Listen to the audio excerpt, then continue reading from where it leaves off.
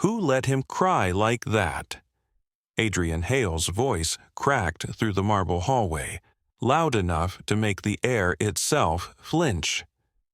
The wail had sliced through the mansion first, then his fury followed. Lila Morgan froze mid-window wipe on the second floor. Her microfiber cloth dripped against the glass. She'd only been at the Hale estate for 6 days, assigned to routine cleaning in the East Wing. No one had mentioned the 5th floor. In fact, staff treated it like a haunted rumor. But that sound, the sharp, looping sob that rose again, was impossible to pretend away.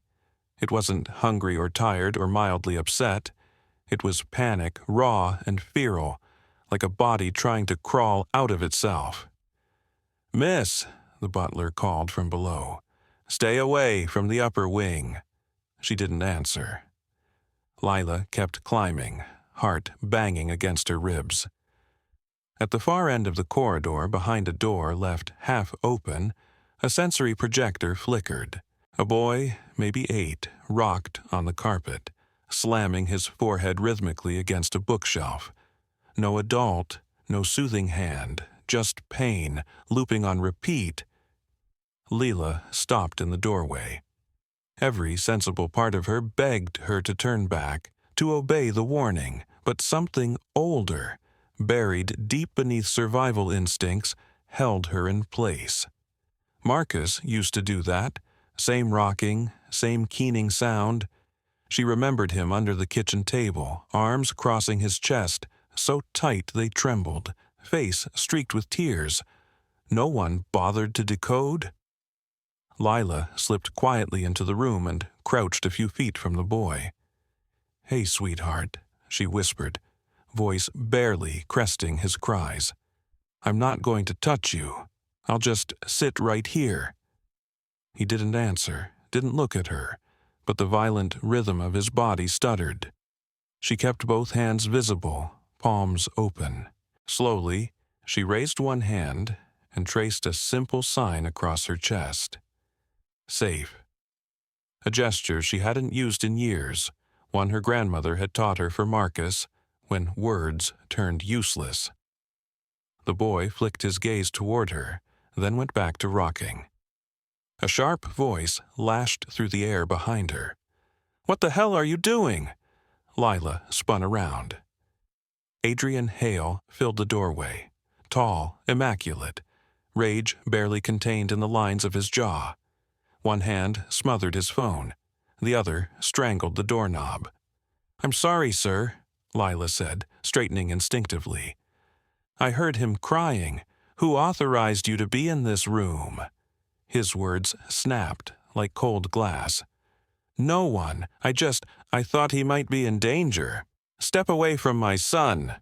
Her muscles locked, but she obeyed, moving carefully aside as Adrian strode toward the boy.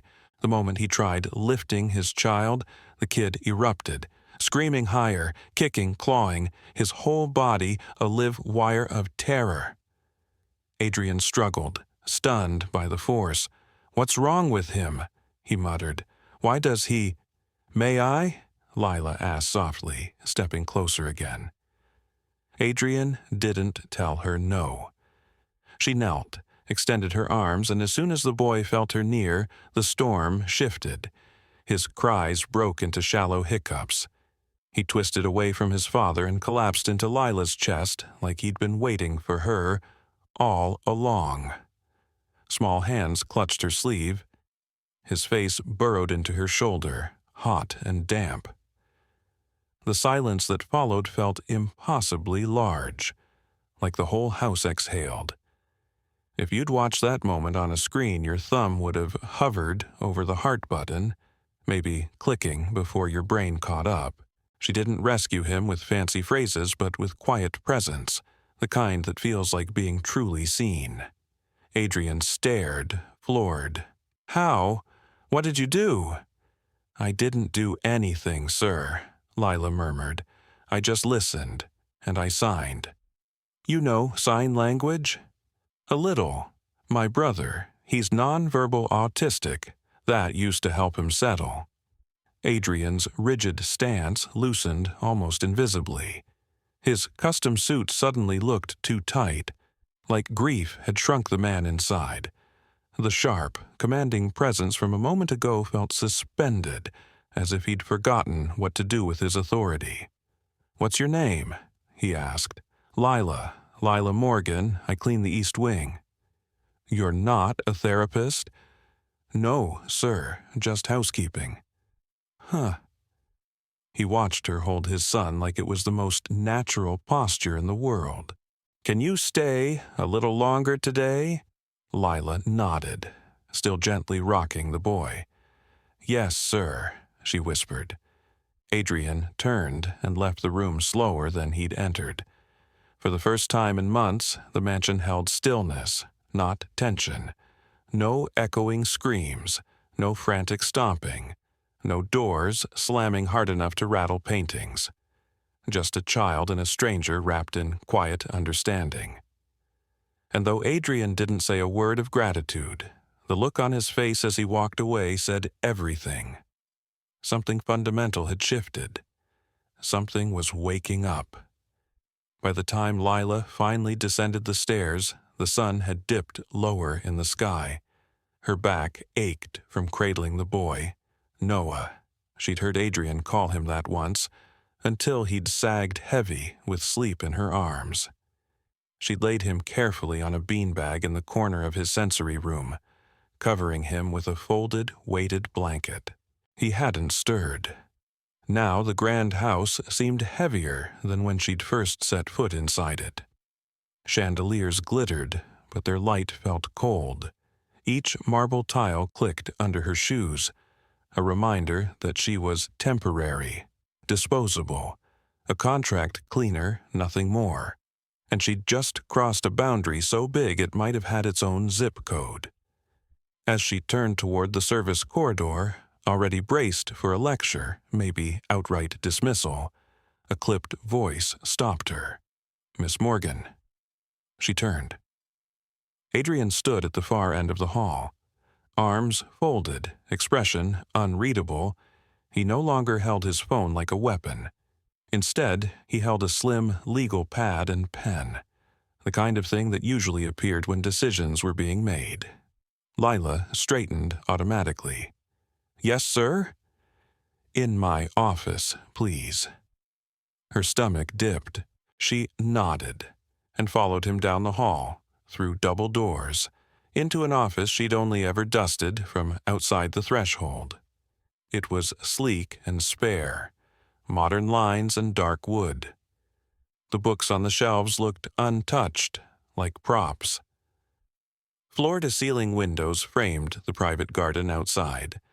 At the far end, a massive oak desk gleamed under the afternoon light. Adrian gestured toward the chair facing it. "Have a seat." Lila sat, folding her hands in her lap.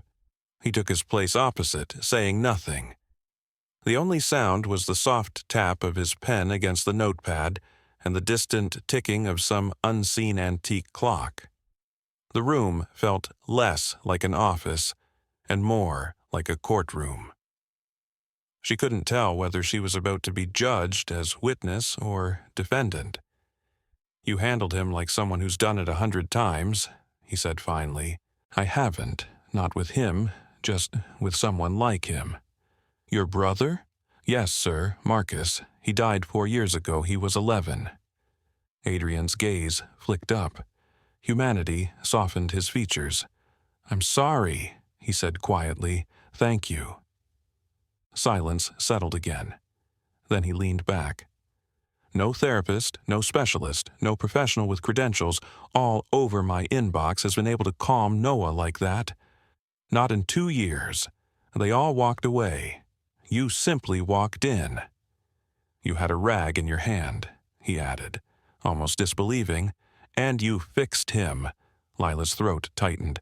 "I didn't fix him, sir. I just saw him." That stopped him, cold. The pen ceased tapping. "You saw him. Kids like Noah don't need fixing," she said gently. "They need to be understood. You can't bully their silence into speaking. You have to be willing to sit inside it with them. Adrian blinked, long and slow. You sound like someone who should be doing more than wiping baseboards. I'm just someone who needed steady income, Lila replied. My grandmother's medical bills stacked up, and this pays better than the diner.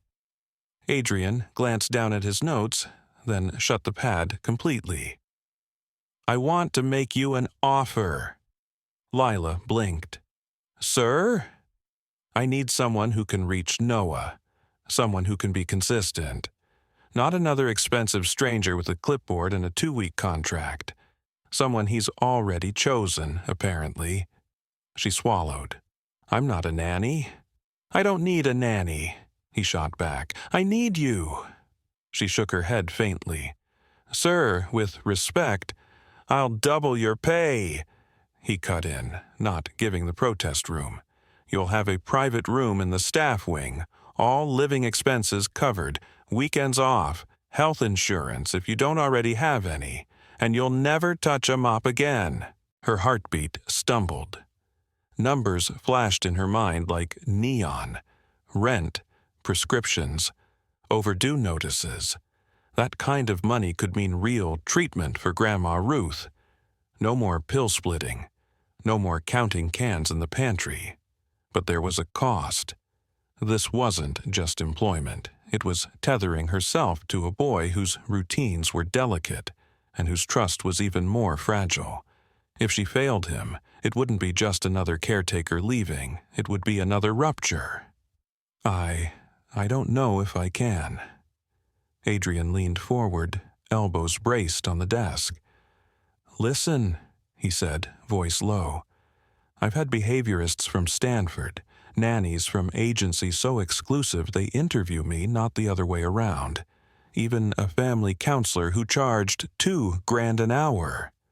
None of them lasted longer than a week. They all left.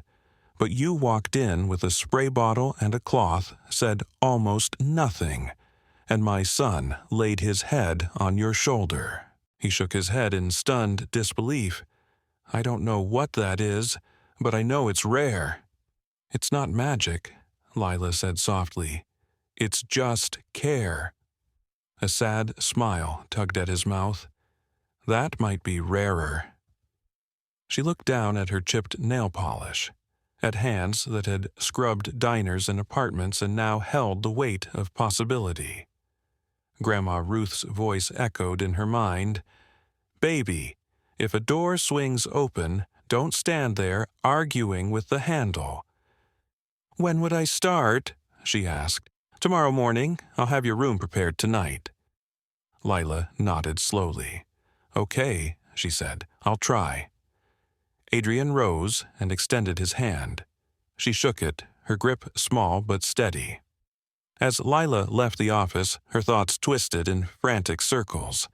She hadn't packed for a live-in job. She hadn't warned her landlord. But beneath the noise, something quieter pulsed. Purpose. The next morning, Lila arrived with a worn duffel slung over one shoulder and a taped-up cardboard box tucked under her arm. Mrs. Porter, the housekeeper, led her to the staff quarters on the east side, near the back garden. The room was modest but warm.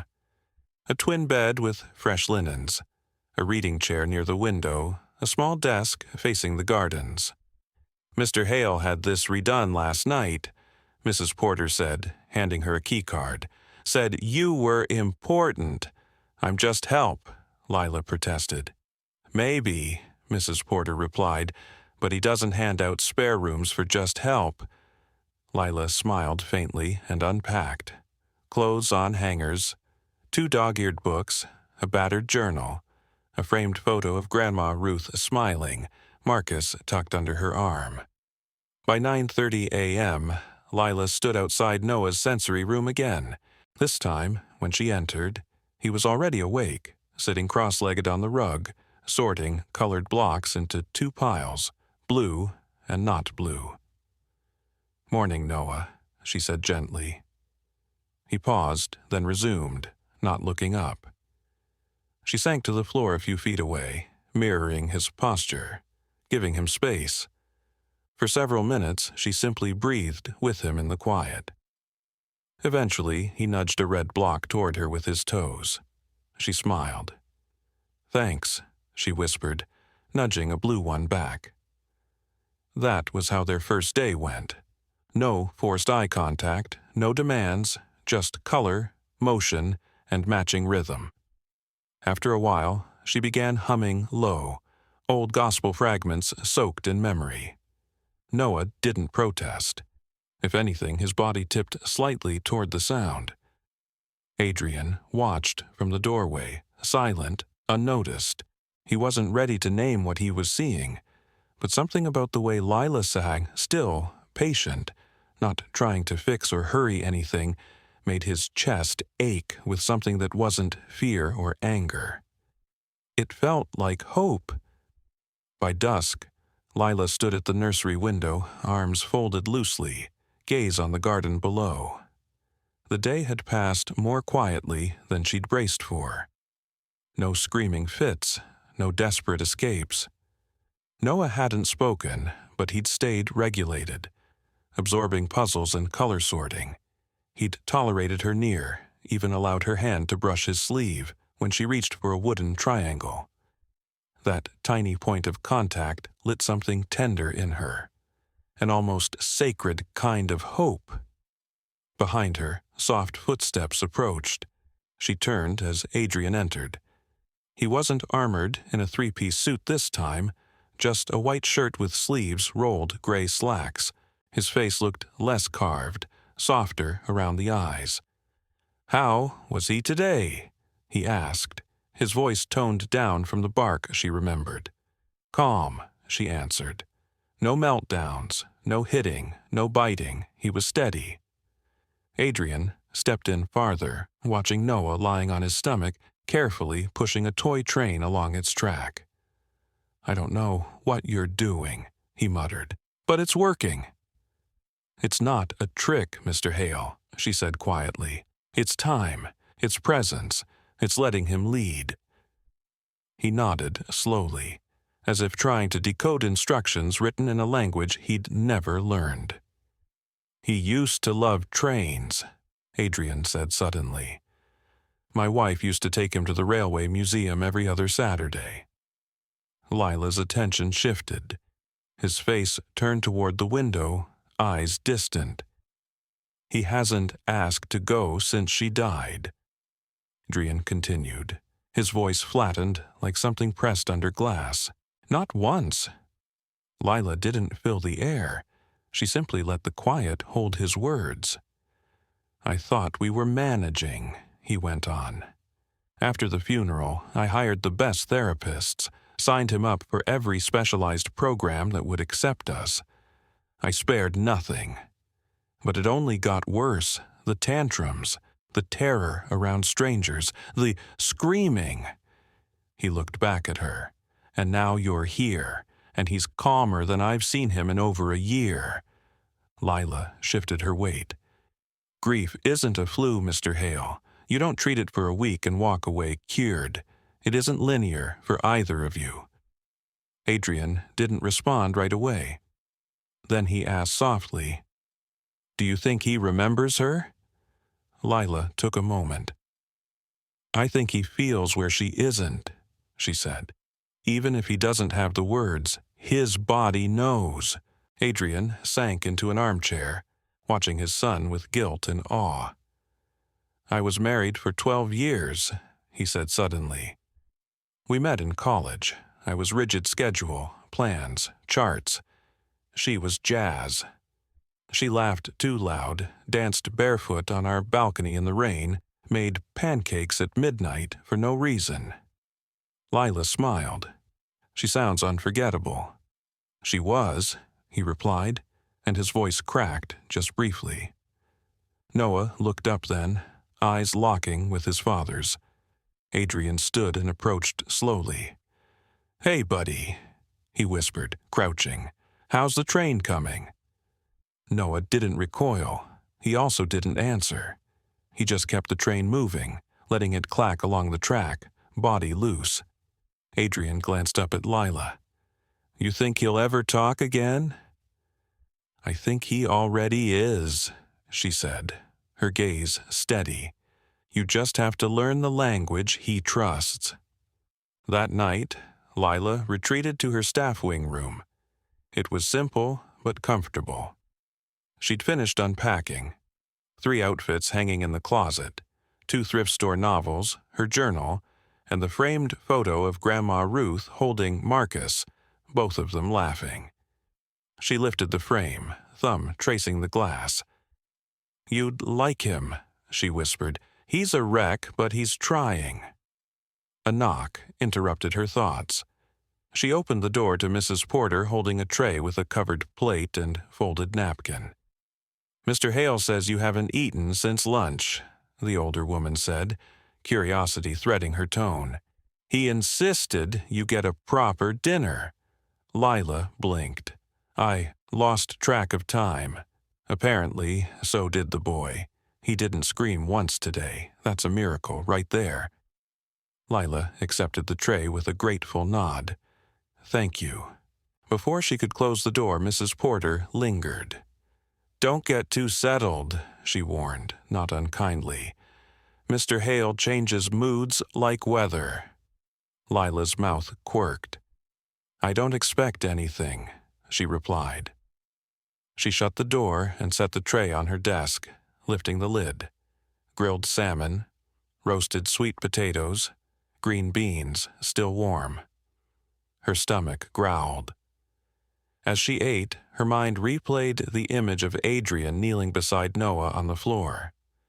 For a moment, he'd looked unguarded, real, nothing like the controlled executive she'd first met. She couldn't help wondering, what kind of man can orchestrate deals across continents but forget how to hold his own child? The question stung more than she expected. The next morning, Lila entered the nursery at 8:30 on the dot.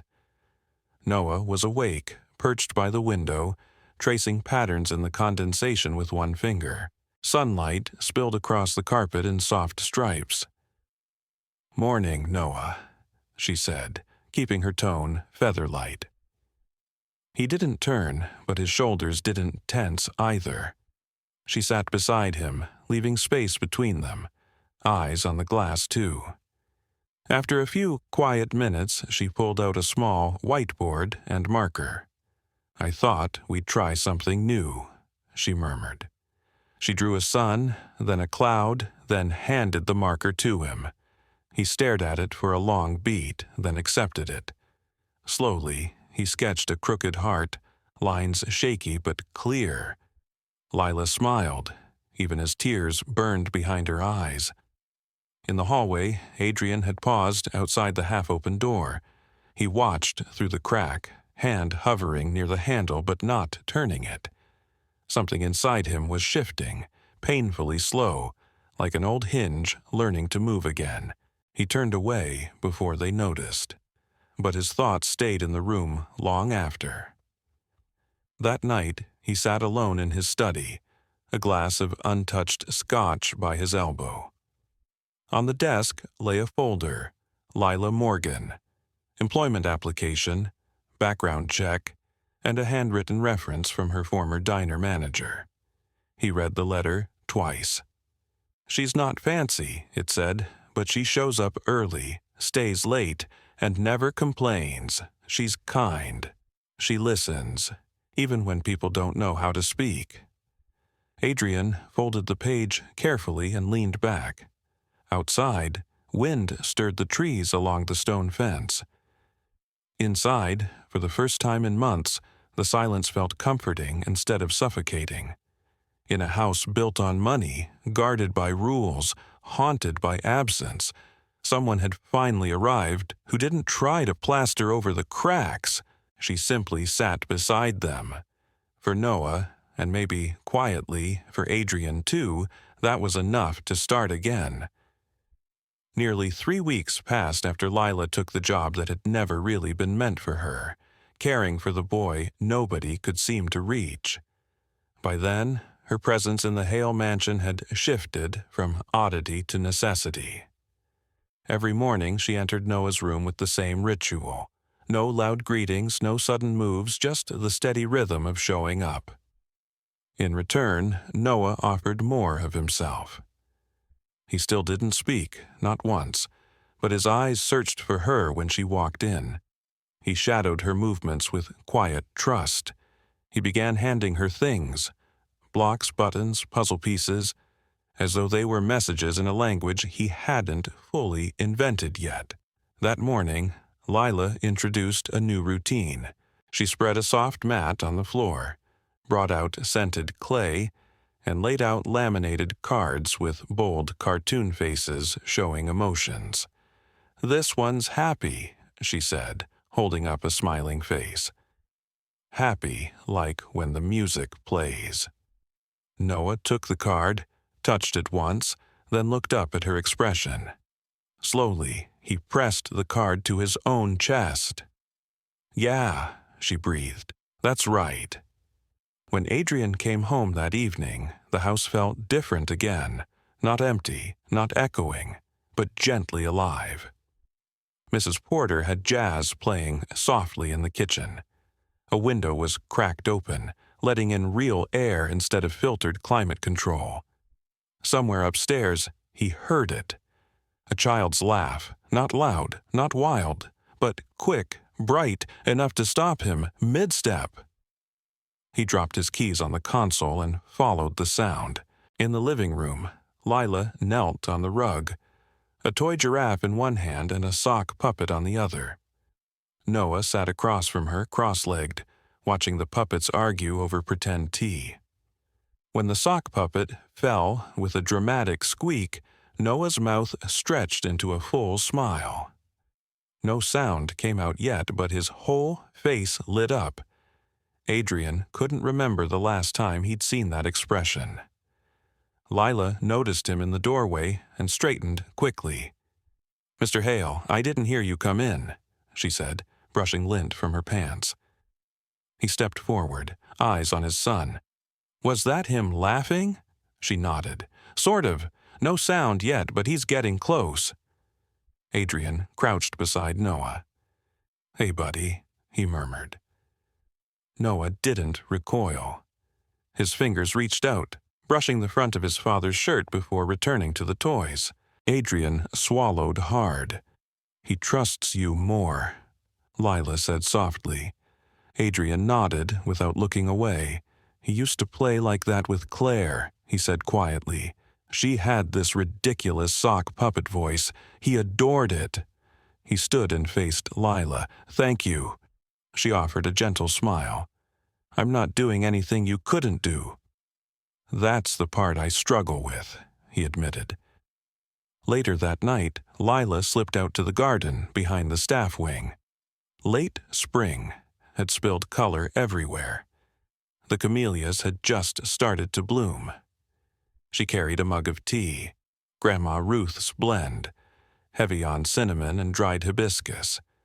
She sat on a wooden bench beneath the magnolia tree and let herself breathe. At first, she'd assumed this role would be brief, that one misstep would send her back to scrubbing floors. Instead, Adrian wasn't just tolerating her, he kept seeking her out. At first, it was only about Noah, then about meals and schedules, then about books, and lately, just conversation.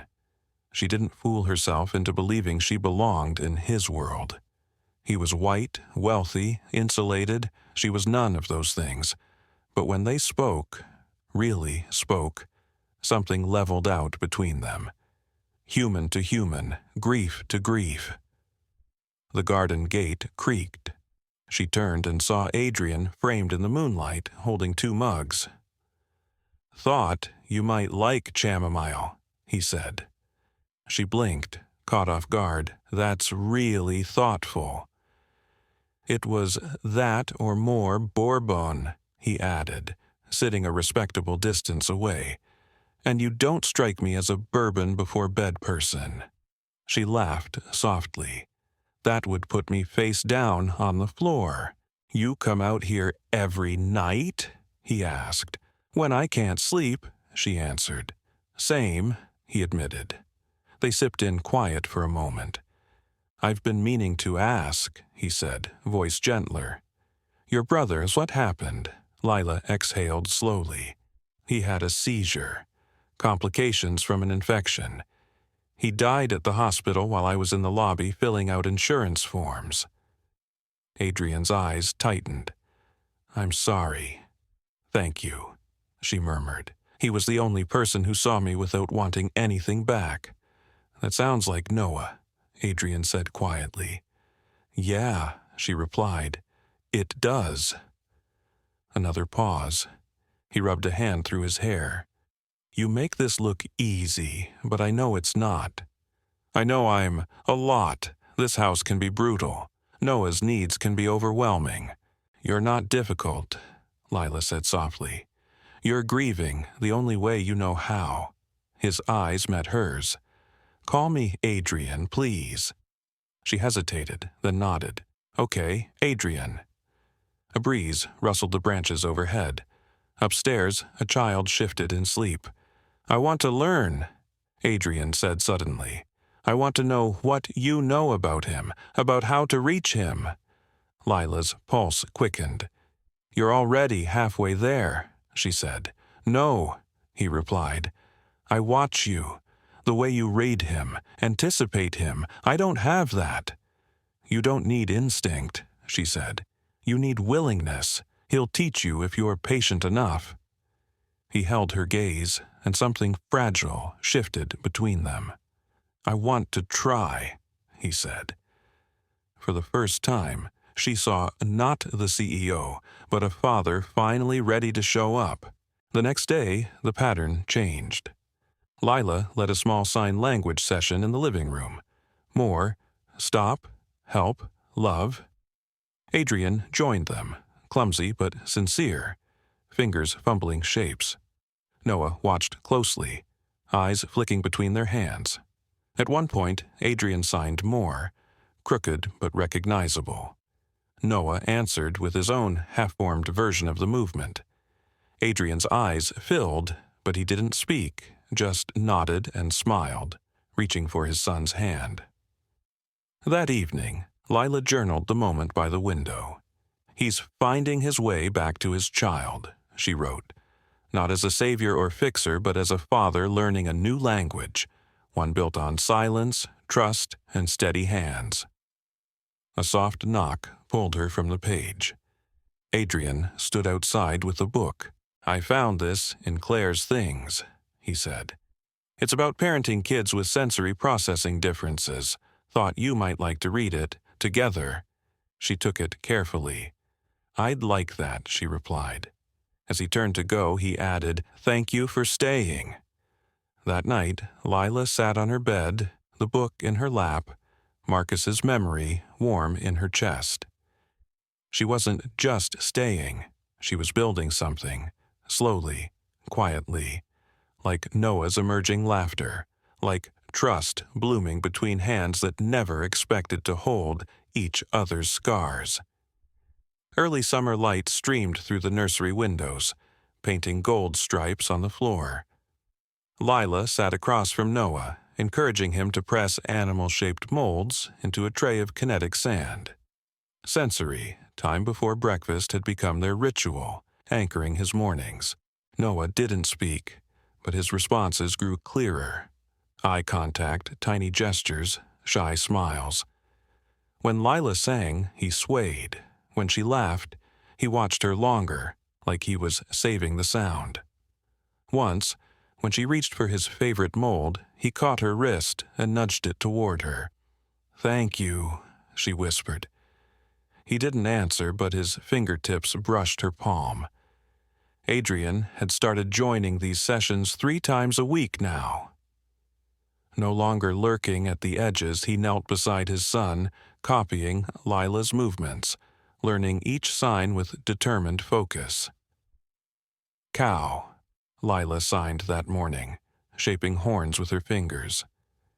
Noah didn't mimic the sign, but he pointed at the small plastic cow and pressed it into the sand with exaggerated care. Adrian chuckled quietly. He's getting it. So are you, Lila replied, smiling.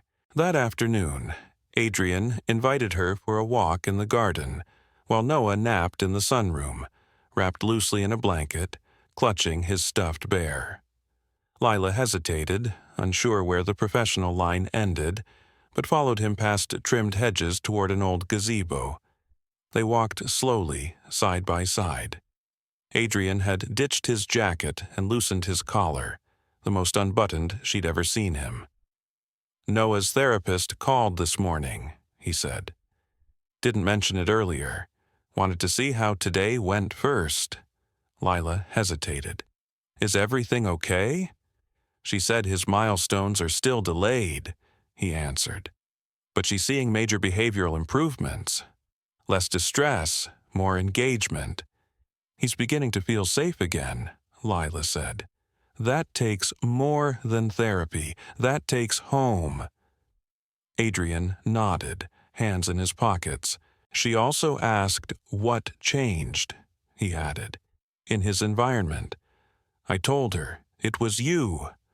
Lila huffed out a soft laugh, tucking a braid behind her ear. I'm just one piece.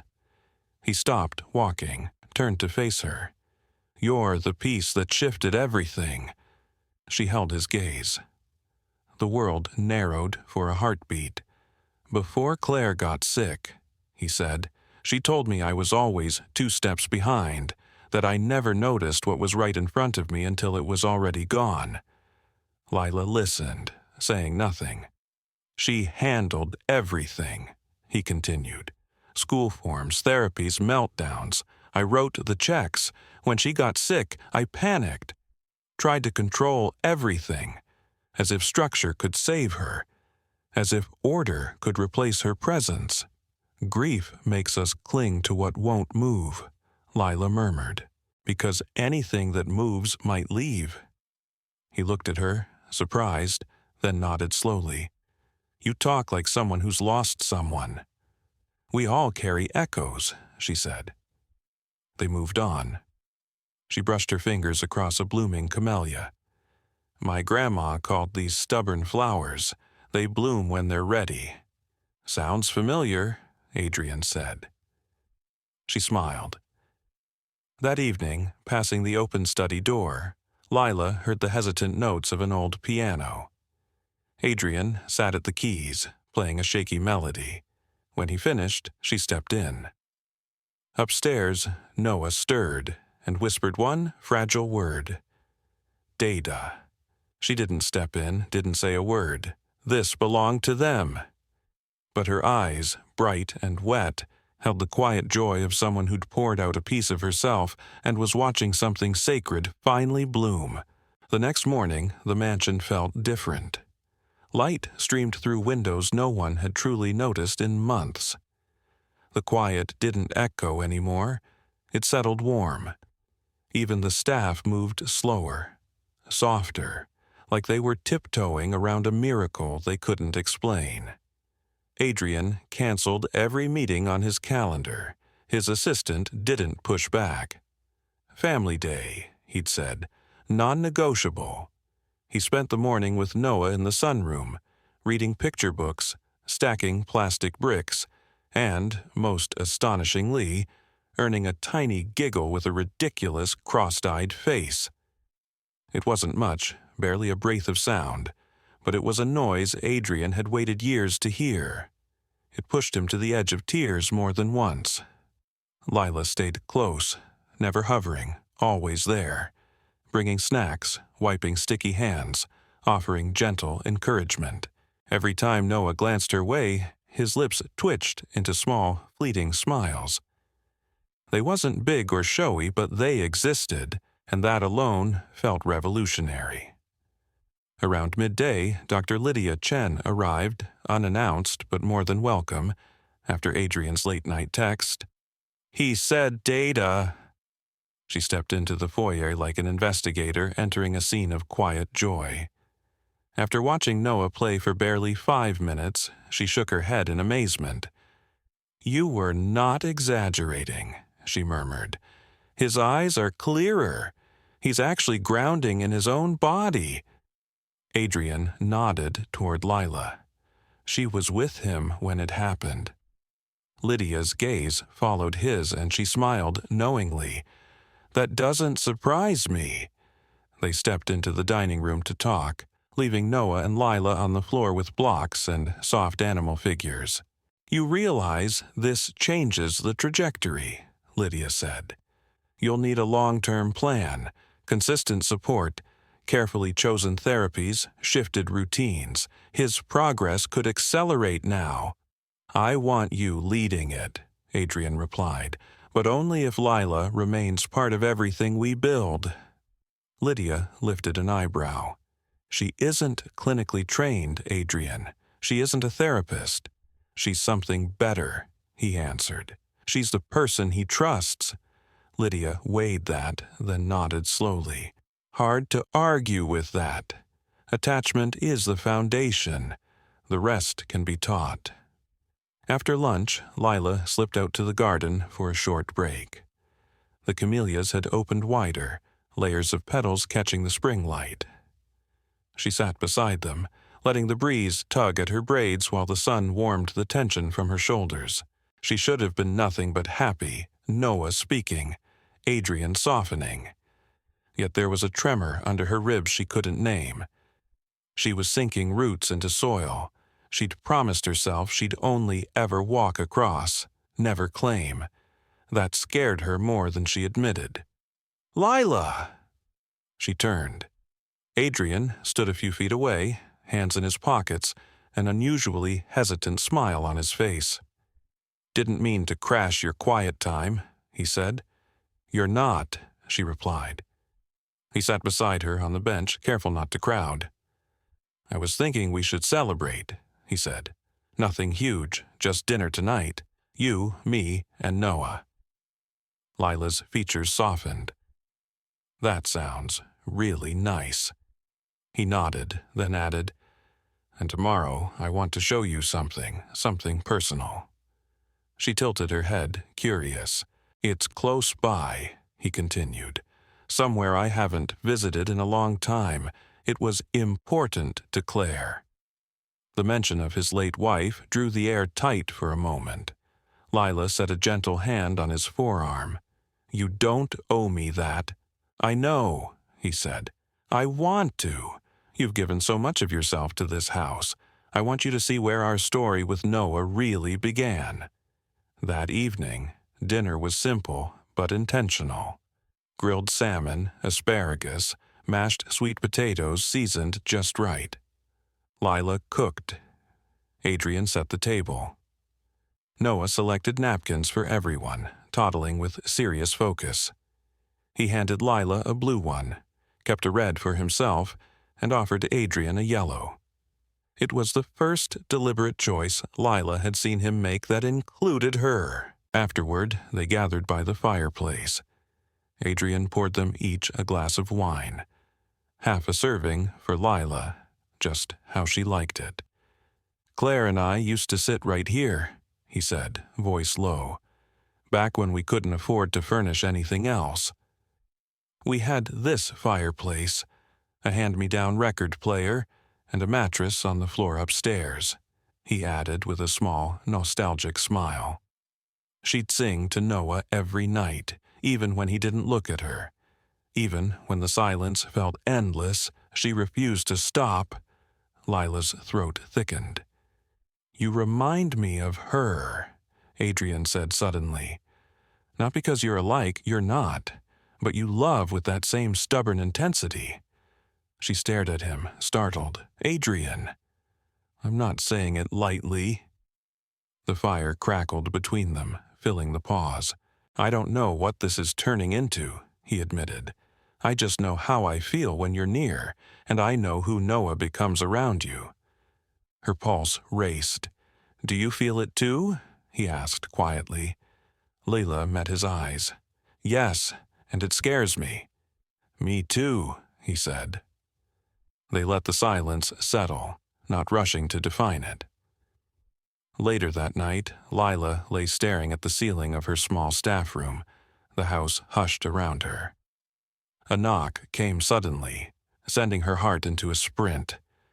She opened the door to find Adrian, not in a suit, not armored, just in a soft t-shirt and joggers, looking almost boyish in his uncertainty. "Couldn't sleep," he said. "Same," she admitted. He didn't step inside or reach for her. He just looked. "I just wanted to say, thank you," he murmured, "for helping me find him again, and for helping me find myself." Her lips curved gently. "Good night, Adrian." "Good night, Lila." He walked away. She closed the door and exhaled, chest tight but hopeful. It wasn't love, not yet, but it was something genuine, something neither of them had expected to find. That was how everything truly began to shift. The next morning, soft sunlight pooled across her floor, painting slow shapes as Lila lay awake, thinking. Her room was modest, tucked at the back of the estate, but for the first time it felt like more than temporary housing. It felt held. The echo of Adrian's words from last night lingered. Not a confession exactly, but an invitation to something real. By the time she reached the kitchen, the house was already alive. Noah sat on a stool at the island, clutching a cup of orange juice. Adrian hovered over a pan, gamely attempting scrambled eggs. Lila paused unseen, watching them, father and son, finally side by side. Adrian spotted her first. "Morning," he greeted, offering a warm smile, dressed in a navy t-shirt and jeans instead of his usual armor. Noah turned, saw Lila, and his eyes brightened. He didn't speak, but he stretched out his hand toward her, his first time initiating. Lila crossed the room and took his hand, squeezing gently. "Good morning, sweetheart," she whispered. Adrian watched, corner of his mouth lifting in quiet awe. "I was thinking we could take Noah to the park," he said.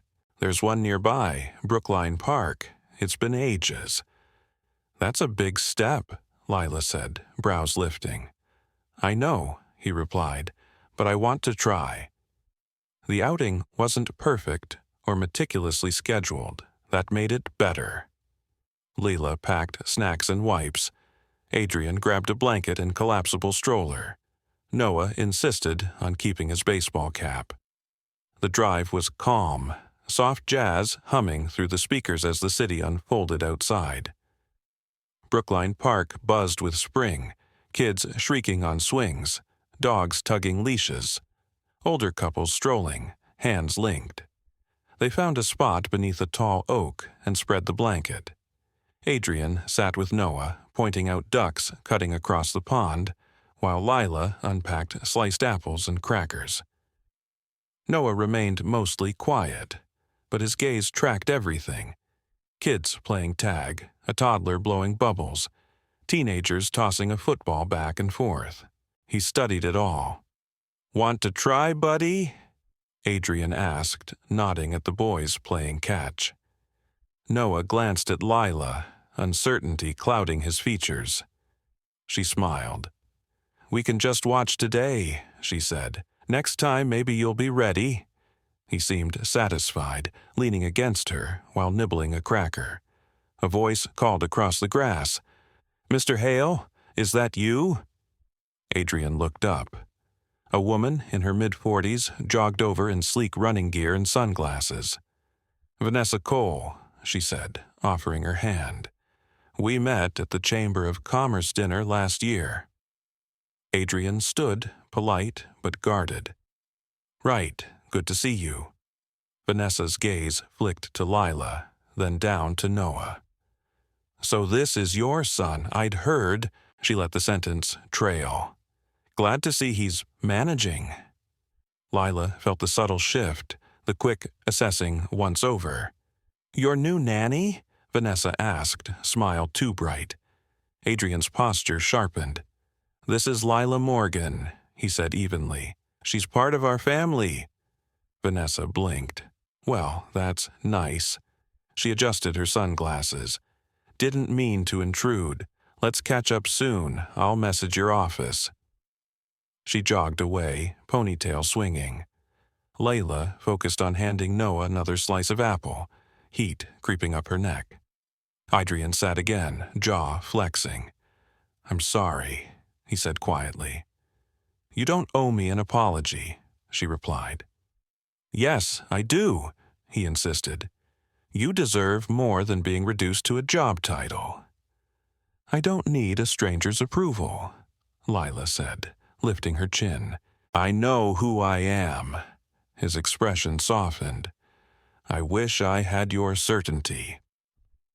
They stayed another hour, letting Noah pluck blades of grass, listen to birds, and collect smooth rocks like treasure.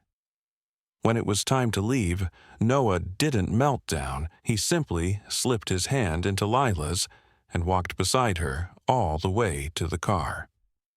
That evening, with twilight deepening, Adrian stood at his study window, a glass of untouched whiskey in hand. Lila knocked lightly on the frame. "Come in," he called. She stepped inside, pausing near the door. "Noah's asleep." "Thank you," he said. He motioned toward the sofa.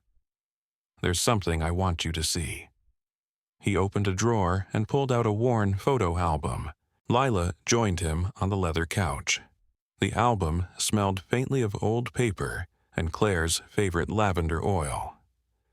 "Claire started this when we first found out we were pregnant," Adrian said, flipping to the first page. "Every month, one picture, every milestone. I stopped after she died." The photos glowed with life. Claire's smile, pregnant and radiant. Newborn Noah bundled in blankets. Tiny, inked footprints pressed onto index cards. As the pages turned, the joy seemed to dim, not in color, but in emotional weight. "This was the last one," Adrian said softly. It showed Claire holding Noah beneath a maple tree, hospital bracelet still on her wrist, IV line taped to her arm. 2 weeks before she was gone, he whispered. Lila traced the plastic covering with a fingertip. "She adored him," she murmured. "You both did."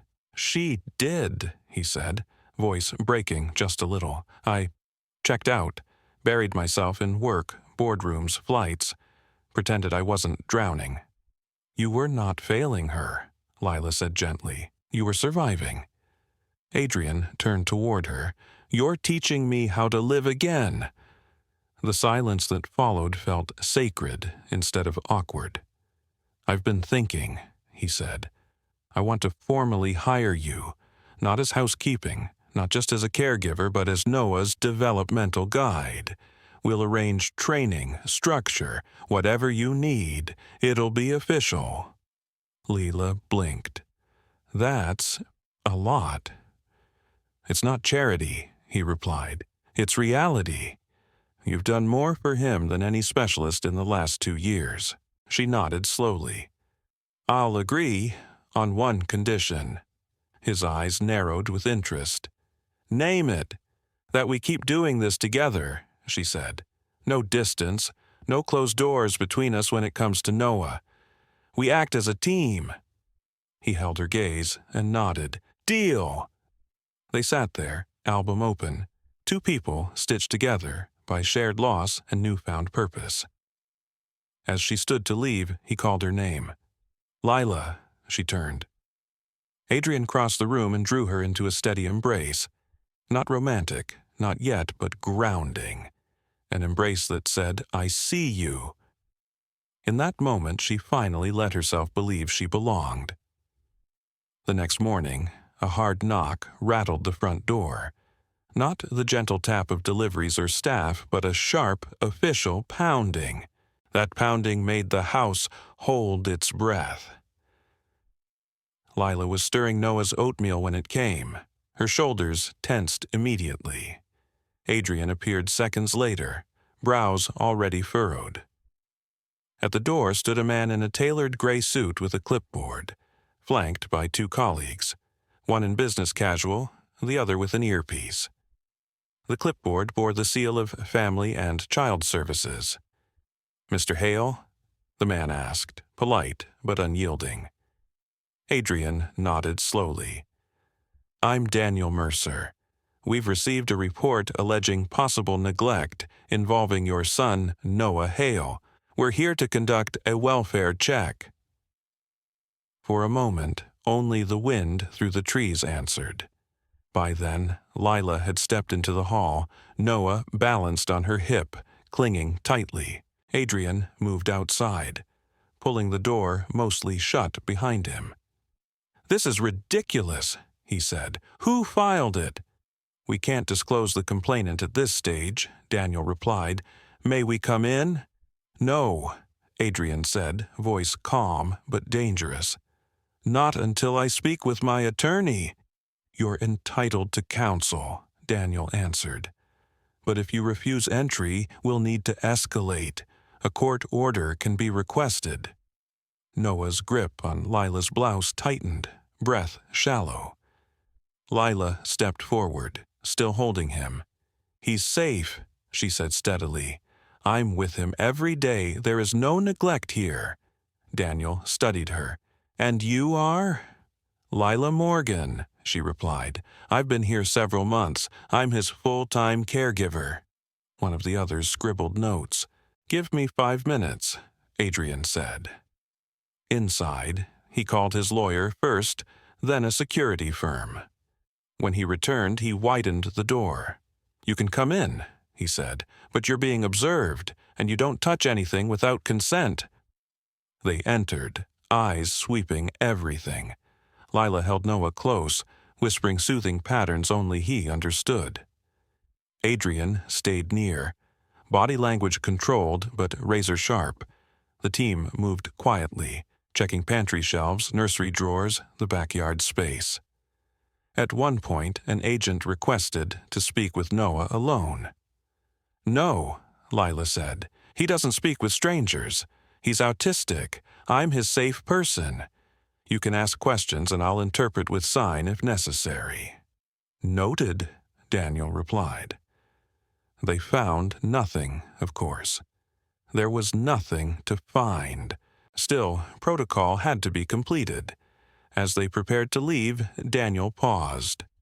"This visit was mandatory," he said. "Off the record, it's rare we see a child this well cared for. Whoever reported this may have had other motives." Adrian closed the door behind them, his jaw like stone. "Someone's aiming at us," Lila said quietly, still rocking a now exhausted Noah. Adrian nodded.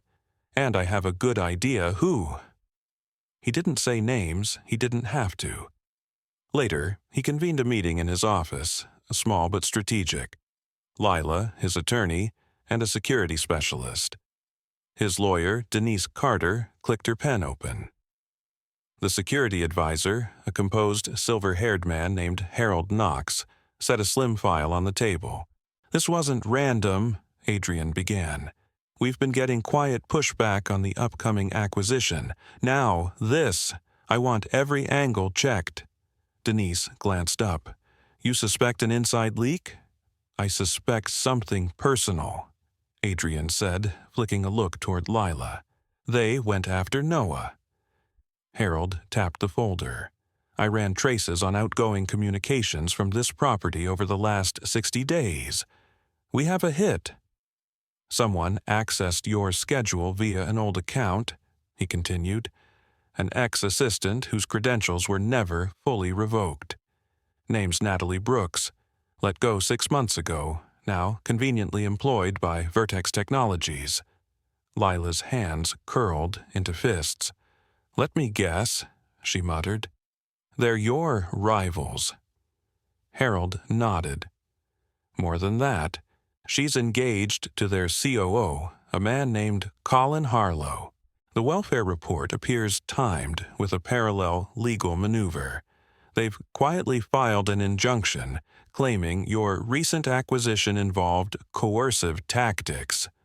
Adrian scoffed. "That's outrageous." "They're playing dirty," Lila said. "And they're using Noah to shake you." Not just me, Adrian replied. Us.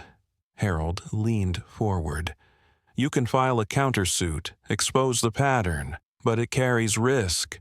They'll dig into everything, records, history, including Miss Morgan's. I don't have anything to hide, Lila said. And even if she did, it wouldn't change anything, Adrian added. She's part of this family now. I won't let them smear her to get to me. Her breath caught at his words. He meant them, every one. I'm making the call, he said. We go public. We fight. By late afternoon, headlines started trickling across news tickers.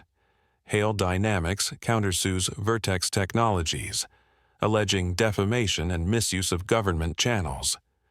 Lila watched from the guest room, Noah napping beside her.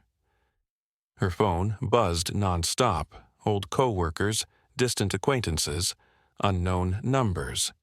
Some messages were supportive, others suspicious, a few cruel. One anonymous text froze her blood. I know what you really are. He'll find out. You don't belong there. Her hands shook around the screen. 20 minutes later, Adrian found her. Her face told him enough. He didn't ask permission. He gently took the phone from her and read the message. His jaw flexed. This ends, he said. Now. They're not just targeting you, she whispered. They're trying to shatter me. Because they can't hurt me without brushing you, he replied. The air between them tightened. Come with me. He led her to the family room, where a fire glowed and soft jazz played low. Noah stirred on the couch, blinking sleepily as they entered. Adrian knelt and began to sign, awkward but careful. Lila's eyes widened. His fingers spelled out, Safe, Dad, Love, Lila. Noah's face brightened, a shy smile curving his mouth. Adrian looked up. I've been practicing, quietly. If I'm going to be his father, I can't outsource learning him. Lila's throat tightened. She couldn't speak at first. When she finally found words, they were soft. You're already becoming the dad he needs. That night, Harold's team set up a protective net. No one would approach the estate unnoticed again. But the real onslaught wasn't at the fence. It was online and on television. Headlines, op-eds, anonymous comments. Lila became an unwilling symbol, praised by some, vilified by others. Rumors branded her a social climber, a manipulator, someone exploiting a grieving billionaire and his child. Adrian tried to shield her. Public statements, clear support, but some shadows didn't move easily. One particularly vicious article labeled her the Maid reaching for the throne. That night she sat alone on the back porch, wrapped in a blanket, scrolling until her vision blurred.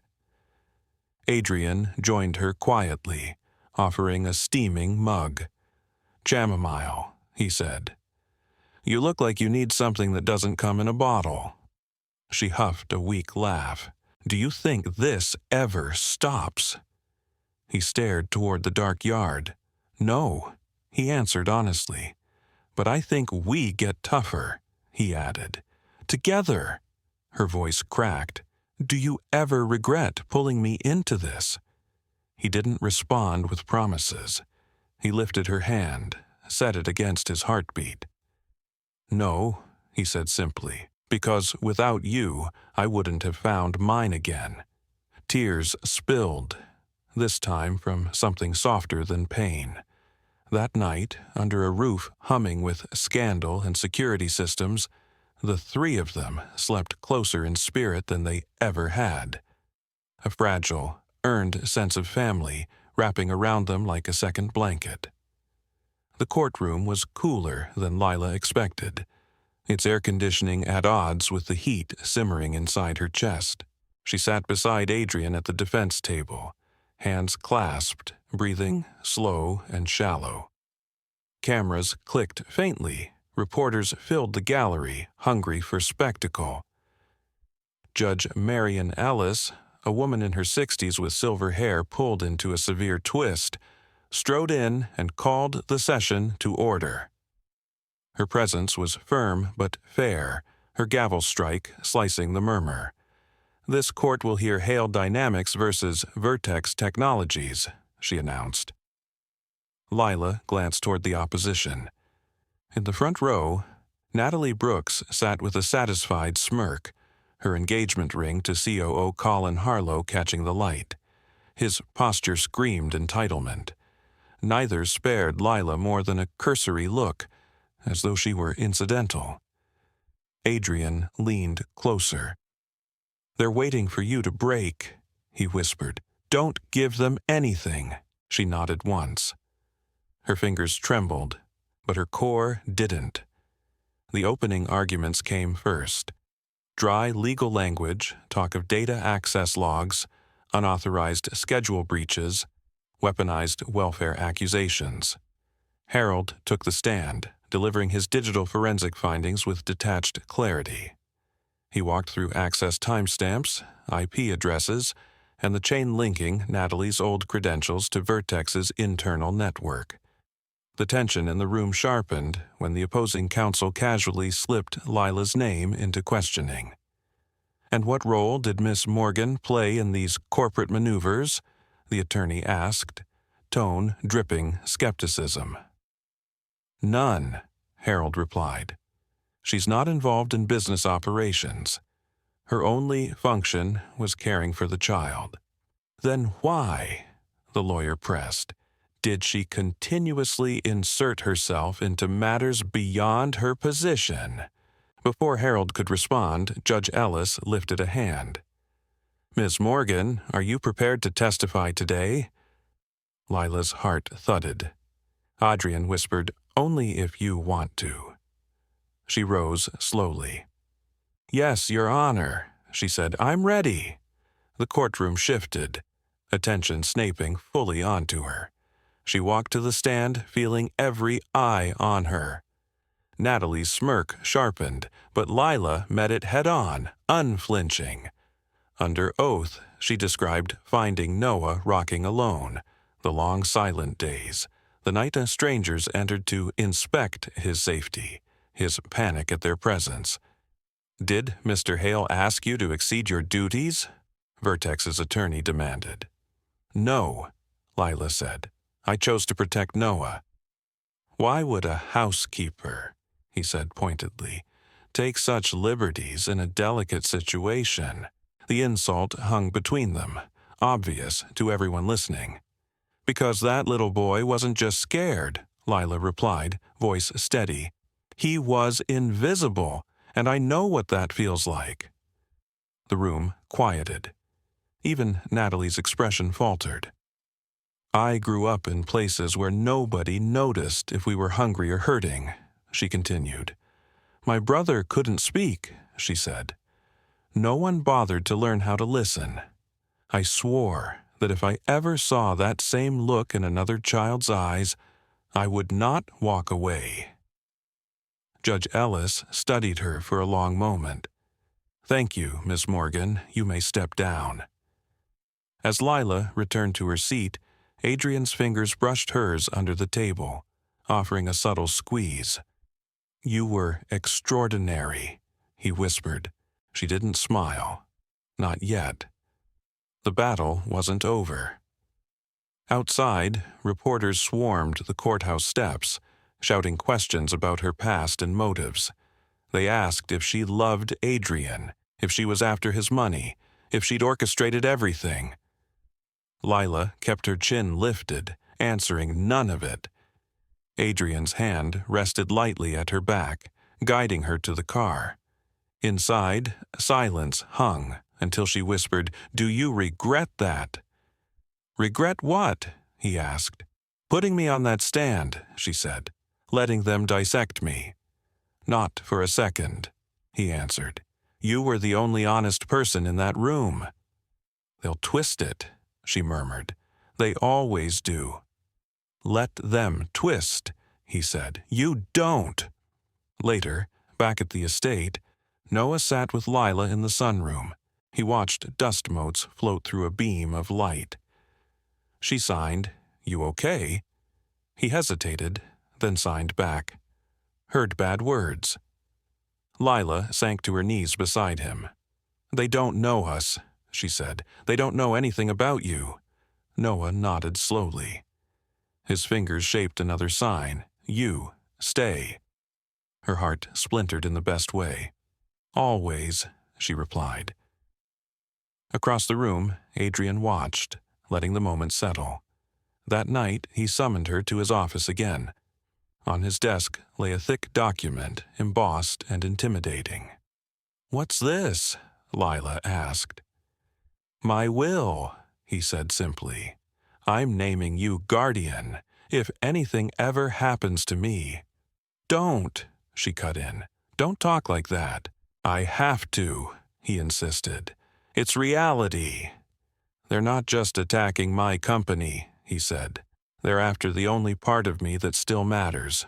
Noah." She swallowed hard. "What if they dig up something about me? Twist my past?" "Let them," he replied. "You've already proved something more important than any report." "What's that?" she whispered. "That you love him," Adrian said. There was no theatrics in his tone, just steady truth. A week later, the ruling came. The court dismissed Vertex's claims with prejudice, citing lack of evidence, but it was the judge's closing remarks that echoed loudest. "I find it deeply troubling," Judge Ellis said, "that a corporate entity would exploit child welfare systems for strategic gain. Miss Morgan's actions demonstrate moral courage and integrity this court respects. She stands not only as a witness, but as a protector." Murmurs ripped through the gallery. Outside, the press converged again, but this time their questions were softer. "How does it feel to be vindicated?" one asked. "Will you remain with the Hale family?" another called. Adrian stepped forward protectively, yet Lila didn't hide behind him. She turned to the cameras. "I didn't do this to win," she said firmly. "I did it because a child needed someone who would not leave." That night, the quiet inside the house felt full instead of empty. Noah fell asleep with his hand looped through hers on the couch. Adrian watched from the doorway, his expression saying everything words couldn't. Family didn't always come from shared DNA. Sometimes it was forged in chaos, shaped by loyalty and sealed by the simple act of holding on when everyone else let go. The next morning, stillness filled the house, but it wasn't the brittle kind. It was the peaceful quiet that follows after thunder passes. Sunlight spilled across polished floors that no longer felt like museum pieces. The mansion finally seemed like a place people actually lived in. In the kitchen, Lila flipped pancakes from scratch. Noah sat on a stool beside her in dinosaur pajamas, feet swinging. He watched every movement like it was part of some sacred ritual. He didn't speak, but his hand shaped a familiar sign, happy.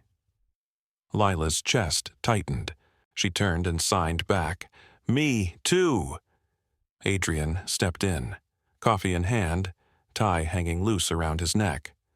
The rigid corporate edge he'd carried when they met had softened. "Smells like you're spoiling him," he teased lightly. "If he's starting his day watching the news talk about his dad," she replied, nodding at the muted TV, "he deserves pancakes." On screen, an anchor read from a teleprompter. "Corporate showdown ends with unexpected hero, the housekeeper who stood up and the boy who spoke without words. They're not dropping this anytime soon," Adrian muttered. "Probably not," Lila said, flipping another pancake. "Good thing we don't need them to." Noah giggled as the pancake landed perfectly, a small bright sound that made them both look over. Hearts caught. Later, A courier arrived carrying a cream envelope addressed to Lila in careful handwriting. Adrian watched from the doorway as she opened it. "Something wrong?" he asked. She scanned the letter, eyes widening. "It's from Judge Ellis," she whispered. "She wants to nominate me." "For what?" Adrian stepped closer. "The state's Child Welfare Advisory Board," Lila said. "She thinks my experience, personal and here with Noah, could help shape policy." She swallowed. "This isn't just about this house anymore, is it? There are so many kids like him out there." Adrian nodded. "And not nearly enough people who actually understand them." For the first time, Lila saw a road stretching past the mansion gates. It was a future where her pain and love might turn into something larger than survival. That afternoon, they visited a community center. The building was worn but well kept, its faded blue doors propped open. Inside, an after-school program for kids with disabilities buzzed quietly, some children drawing, others using communication tablets. A boy around 8 struggled to shape a word with his hands, frustration creasing his brow. Lila knelt beside him and gently guided his fingers, signing home. He repeated it, face lighting up as he nailed the movement. Across the room, Noah stood beside Adrian, watching intently. Father and son both wore the same look, wonder, admiration, something deeper. As they left, the center's director walked Lila to the parking lot. "If you ever wanted to volunteer or even teach," she said, "we'd be lucky to have you." Lila glanced at Noah, who was currently signing excitedly to Adrian. "I think I'd like that," she answered. That evening, jasmine scented the garden. Wind chimes whispered above as Lila sat on the stone bench, Judge Ellis's letter in one hand, her phone in the other. She finally dialed a number she hadn't called in years, her aunt, Regina. The line rang twice. "Lila, baby?" came the familiar voice. Her chest clenched. "Hey, Auntie, I just wanted to hear you." "I've been watching you on TV," Regina said proudly. "Told everyone that's my niece. That's Lila Morgan. She's got more courage than most folks dream of." Lila wiped at her eyes. Later, a photo sat on Adrian's desk. Lila and Noah under a tree, both laughing, sunlight spilling between leaves. An engraving beneath read, "Family is where the storm finally breaks." And below that, her own words, "Justice isn't always loud. Sometimes it's just staying. A child doesn't need fixing. He needs safety you can feel. If you've lived long enough to watch the years stack up, raising kids, burying friends, surviving hard seasons, you learn a truth that younger people sometimes miss. Panic does not respond to lectures. It responds to safety." That's why the moment Lila Morgan heard that wild, looping sob in the Hale mansion, it didn't sound like an ordinary child acting out.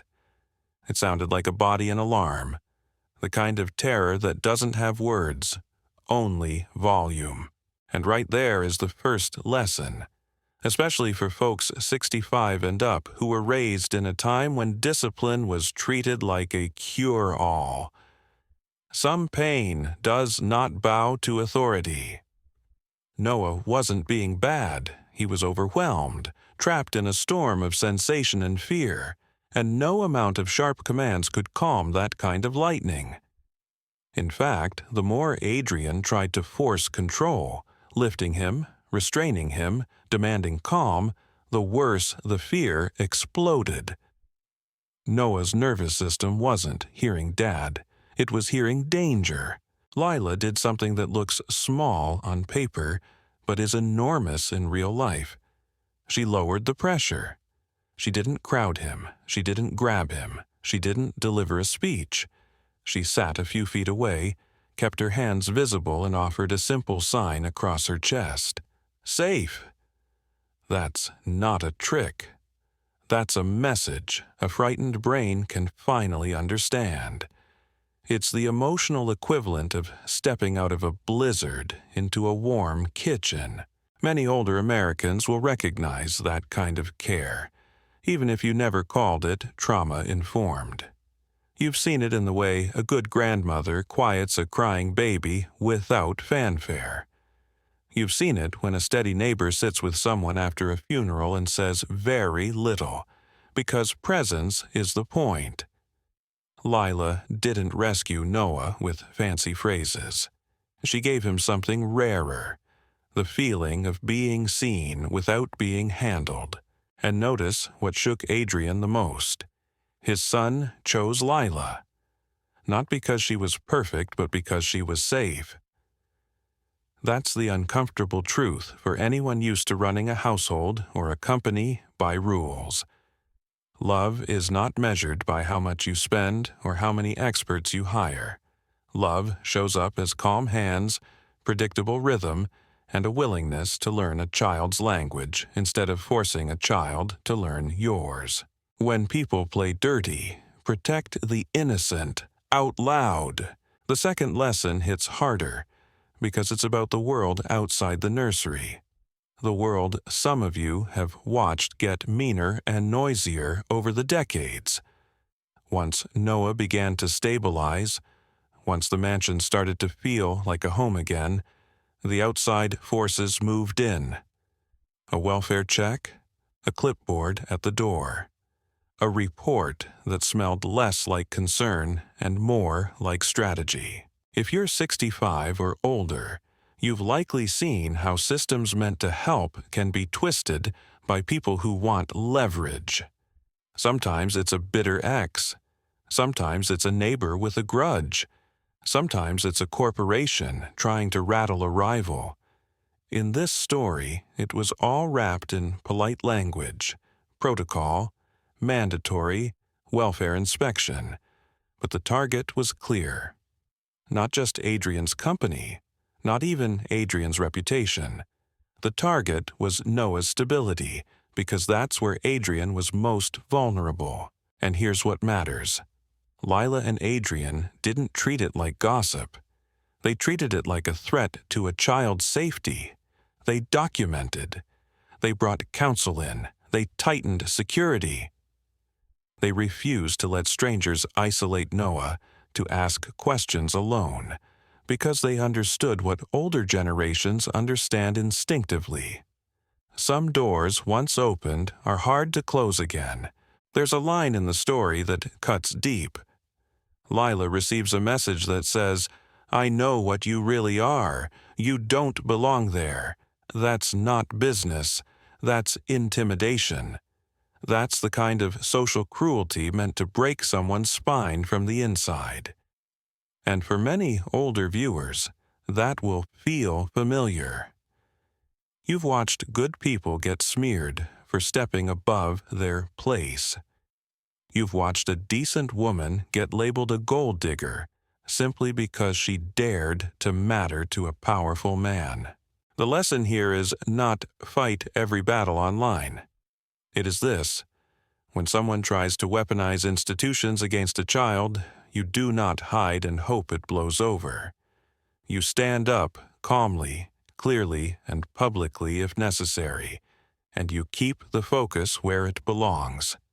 Not on the headlines, not on the snide comments. On the truth, the child is safe, and we will not allow you to use him as a pawn. That courtroom scene becomes a turning point for a reason. Under oath, Lila does not perform. She does not flirt. She does not beg for approval. She simply tells the truth with the kind of spine older Americans recognize as real character. In a room full of lawyers trying to turn her into a stereotype, she refuses the role. And the judge sees it.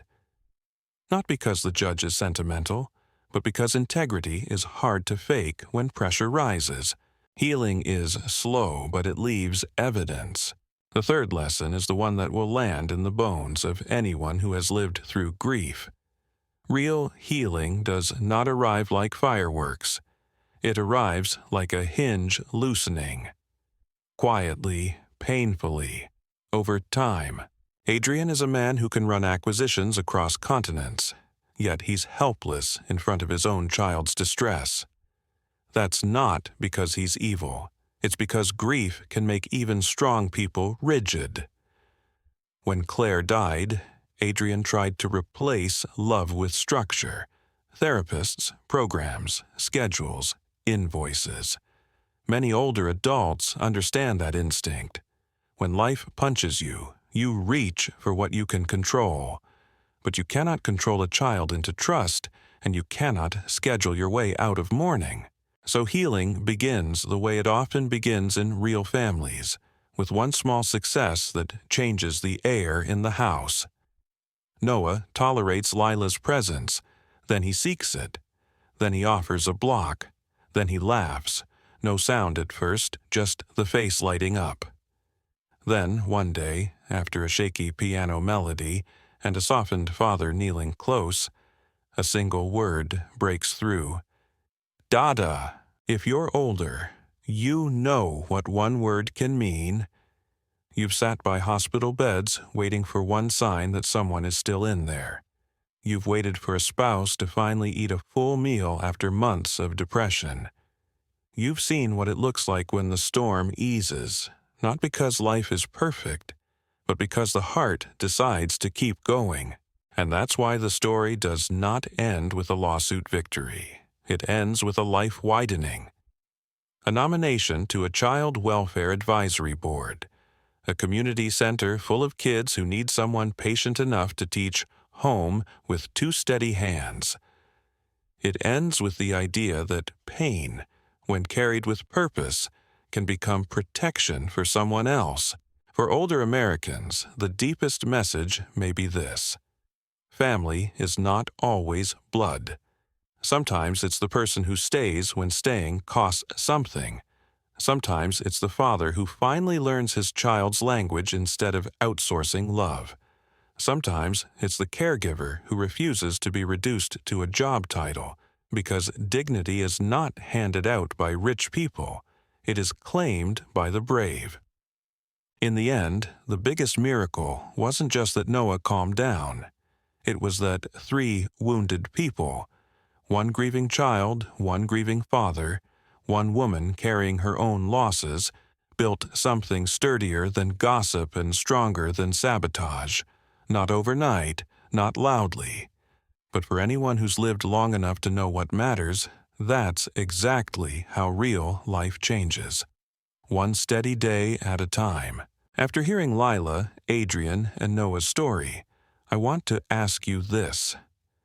Have you ever seen someone, especially a child, change not because they were fixed, but because someone finally made them feel safe? Maybe it was a grandparent, a teacher, a neighbor, or even you. What did that person do that made all the difference? Share your memory in the comments so others can learn from it too. If this story moved you, please hit like or subscribe and turn on notifications. Your support helps this channel keep sharing real, meaningful stories that bring hope to families everywhere.